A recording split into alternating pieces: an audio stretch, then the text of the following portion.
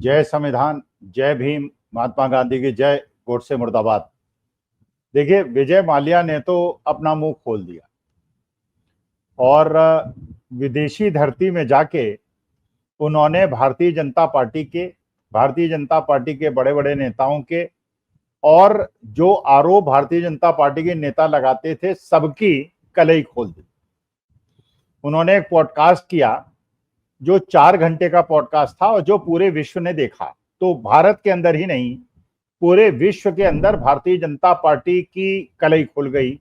और जो आरोप लगा रहे थे भारतीय जनता पार्टी वाले कि कांग्रेस वाले जब उनकी सरकार 2014 तक थी तो बड़े बड़े पूंजीपतियों को सहयोग करती थी और फोन बैंकिंग होती थी, फोन पे आदेश आते थे और बैंक लोन देते थे, और इसकी वजह से मोदी जी कुछ नहीं कर पाए और ये ललित मोदी, नीरव मोदी, मेहुल चोकसी, विजय माल्या और बहुत सारे गुजरात के पूंजीपति देश छोड़ के भाग गए। ये आरोप लगाते थे। लेकिन विजय माल्या ने जो बात कही है उससे कई चीजें बिल्कुल साफ हो रही। पहली बात तो जो साफ हो रही है, उन्होंने ये कहा कि जब मैं भारतवर्ष के अंदर संसद के अंदर मैं अरुण जेटली साहब तत्कालीन मंत्री से मिला था भारतीय जनता पार्टी के, तो मैंने उन्हें बता दिया था कि मैं विदेश एक मीटिंग में जा रहा हूं और मैं भारत लौट के आऊंगा और मैं बैंक से अपने लोन को सेटल कराने का प्रयास कर रहा हूं और मैं लौट के आऊंगा। इसका माने भागने का उनका कोई इरादा नहीं था। पहले तो अरुण जेटली साहब ने इस बात से इनकार किया कि उनकी विजय माल्या से कोई मुलाकात हुई थी और किसी प्रकार की इस प्रकार की बात हुई थी। लेकिन जब एक कांग्रेसी सांसद ने यह रहस्य को उद्घाटन किया कि उनके सामने अरुण जेटली और विजय माल्या बात कर रहे थे, तो अरुण जेटली ने उसको स्वीकार किया। तो पहली बात तो यह सिद्ध हुई, विजय माल्या बिना बताए नहीं भागे थे। भारतीय जनता पार्टी के कद्दावर नेता अरुण जेटली, जो मोदी जी के खासम खास रहे उस जमाने में, उनको बता के गए थे और ये बता के गए थे मैं वापस आऊंगा। उन्होंने ये भी बताया कि जब वो विदेश चले गए और लौट के आने की उनकी पूरी मंशा थी तो उनका पासपोर्ट कैंसिल कर दिया गया, जिसकी वजह से वो भारतवर्ष लौट नहीं पाए, जबकि वो लौटना चाहते थे और उनकी ऐसी कोई मंशा नहीं थी कि वो भारत ना लौटें। लेकिन क्योंकि उनका पासपोर्ट रद्द कर दिया गया, इसलिए वो भारत नहीं लौट पाए। अब सवाल ये उठता है कि भारत सरकार ने, अगर अरुण जेटली को ये बात पता थी कि विजय माल्या भारत लौट के आएगा और लोन को सेटल करेगा, तो पासपोर्ट कैंसिल करके भारत लौटने के उनके दरवाजे को बंद क्यों कर दिया? क्या इसके पीछे ये कारण तो नहीं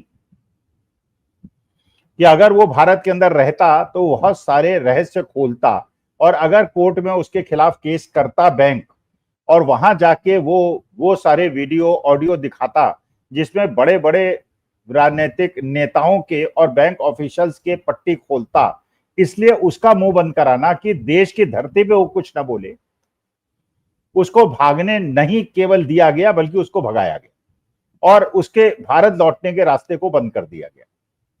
क्या ये संभावना नहीं है?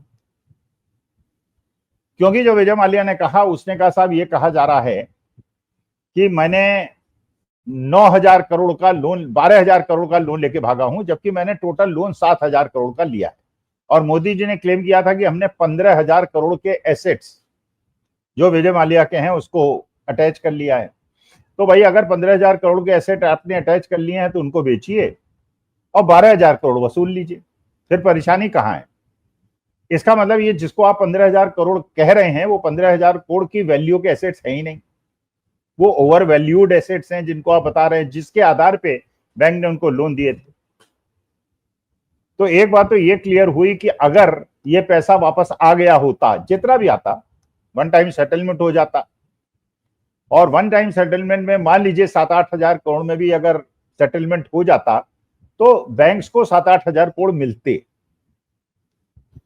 लेकिन सेटलमेंट नहीं हुआ और विजय माल्या को भारत लौटने के रास्ते को बंद कर दिया गया। एक बात तो ये बिल्कुल क्लियर हुई, अरुण जेटली को बता के गए थे, लौटना चाहते थे, लेकिन भारत सरकार ने उनके लौटने के रास्ते बंद कर दिए, नंबर 1। नंबर 2, उन्होंने ये भी कहा कि जब मुझे पता चला कि किंगफिशर एयरलाइन को घाटे कम करने के लिए आवश्यक है इसकी हवाई जहाज की संख्या को घटाया जाए और मैंने ये प्रस्ताव प्रणब मुखर्जी उस जमाने के कांग्रेस के वित्त मंत्री के सामने रखा, तो उन्होंने आश्वासन दिया कि हम बैंकों से आपको लोन दिलाएंगे, आप 27 को कम मत कीजिए। इसका मतलब यह है, और मदद की नहीं उन्होंने। ये भी कहा विजय माल्या ने कि प्रणब मुखर्जी ने जो वादा किया था वो मदद नहीं की।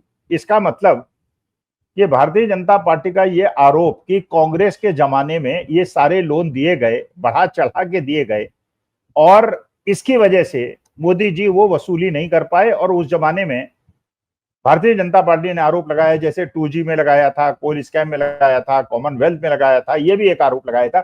जबकि जो लोग भी फाइनेंशियल मैनेजमेंट को जानते हैं, जो बैंकों की कार्यप्रणाली को जानते हैं, वो ये जानते हैं कि अगर कोई लोन खराब होता है, बैड डेट होता है, नॉन परफॉर्मिंग एसेट होता है, तो उसकी जानकारी प्राप्त करने में 5-6 साल नहीं लगते। अगर 2014 में कांग्रेस की सरकार चली गई थी और भारतीय जनता पार्टी की सरकार आ गई थी, तो ये पता चलने में कि ये नॉन परफॉर्मिंग एसेट्स हो गए हैं, 2017-18 तक वेट न करना पड़ा होता, अगर भारतीय जनता पार्टी की नीयत साफ होती। इसका मतलब यह है, चाहे नीरव मोदी हो, उनके भी लोन बढ़ाए गए, उनको बढ़ा बढ़ा के उनसे रिकवरी की गई। 1 करोड़ का लोन दिया, फिर 10 लाख का इंटरेस्ट था तो 1 करोड़ 10 लाख का लोन और दे दिया, सैंक्शन किया, डिसबर्स किया, रिकवरी कर ली। इस प्रकार से लोन बढ़ाते चले गए। तो ये कांग्रेस के ऊपर दोषारोपण आप नहीं कर सकते। भारतीय जनता पार्टी ने भी 3-4 साल तक इन सबको लोन दिया और बाद में ये सारे लोग भागे या भगाए गए, ये भी जानना बहुत ज्यादा आवश्यक है। अब सवाल ये उठता है कि विजय माल्या तो बोल गए, अब ये ललित मोदी, नीरव मोदी और मेहुल चोकसी का बोलेंगे। अच्छा, विजय माल्या बोले क्यों, और ये 5-6 साल के बाद क्यों बोले, पहले क्यों नहीं बोले?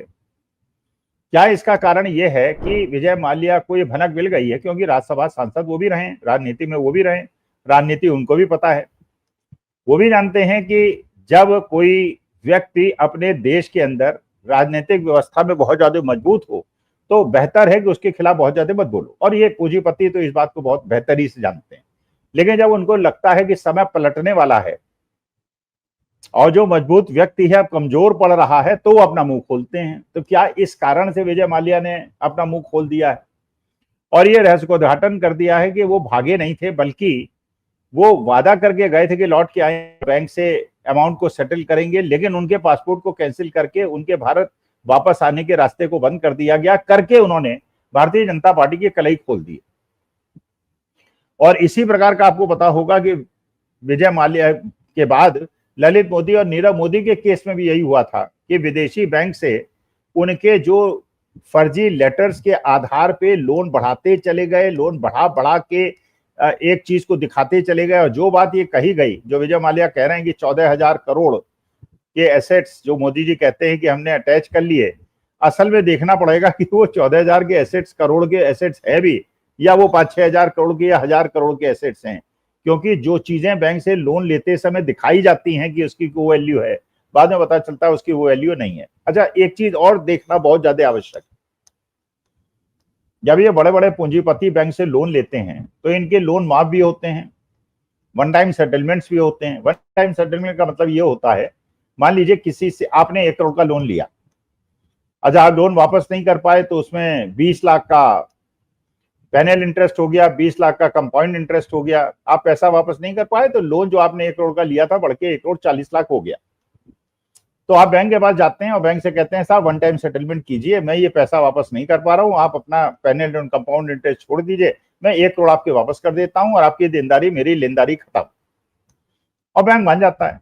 बैंक के नियम ये कहते हैं, आरबीआई के नियम ये कहते हैं। लेकिन सवाल ये उठता है कि ये बड़े लोगों के साथ तो होता हुआ आपने देखा है, बड़े बड़े पूंजीपतियों के साथ होता देखा है। ये 50,000 करोड़ का लोन 10,000 करोड़ में सेटल हो जाता है, 500 करोड़ में सेटल हो जाता है। लेकिन क्या अपने जीवन काल में जो लोग दर्शक श्रोता मेरे कार्यक्रम को देख रहे हैं और सुन रहे हैं, क्या उन्होंने कभी छोटा मोटा लोन लिया है, 1 लाख 2 लाख 50,000 का लोन लिया है और उनके लोन राइट ऑफ हुए हैं या वन टाइम सेटलमेंट्स हुए हैं? या किसानों ने मान लीजिए 5 लाख का लोन लिया है, फसल खराब हो गई, वापस नहीं कर पाए, तो क्या उनके लोन राइट ऑफ हुए हैं या उनको कोई उसमें सहूलियत दी गई है लोन वापस करने में, या ये सहूलियतें केवल देश के बड़े बड़े पूंजीपतियों के लिए हैं और जैसे लोन राइट ऑफ की स्थिति आपको पता है, करीब 14-15 लाख करोड़ का ऋण पिछले 11 साल में माफ किया गया है। और ये जो विजय माल्या ने जिस प्रकार से बताया है, क्या ये पूंजीपति जो देश छोड़ के भागे हैं, अब ये पता चलेगा कि भागे हैं, भगाए गए हैं, और ये लोग अपने मुखारबिंद को कब खोलेंगे, अपना मुंह कब खोलेंगे। हम तो चाहेंगे कि ये लोग बोलें और देश की जनता को पता चले कि गरीब जनता और मध्यम वर्ग की जनता के साथ जिस प्रकार से बिल्कुल जबरन वसूली की जाती है, कि ये बड़े बड़े पूंजीपतियों के लिए ये क्यों इतनी ज्यादा सहूलियतें दी जाती हैं, अमीरों के लोन माफ किए जाते हैं और वो अलग अलग कंपनियों में और पैसा लगाते जाते हैं, और गरीब आदमी का शोषण होता है और उसका कोई लोन राइट ऑफ नहीं होता, कोई उसको फैसिलिटी नहीं मिलती। ऐसा क्यों होता है, क्या ऐसा होना चाहिए? तो अच्छा है विजय माल्या के बाद ललित मोदी, नीरव मोदी, मेहुल चोकसी भी बोले और हम लोगों को रोज प्रोग्राम करने में मदद मिले, और अब ये बताए कि देश के साथ ये बैंक्स और ये बड़े बड़े पूंजीपति और सरकार किस प्रकार से बंदरबाट करती है। नमस्कार, धन्यवाद, प्रणाम।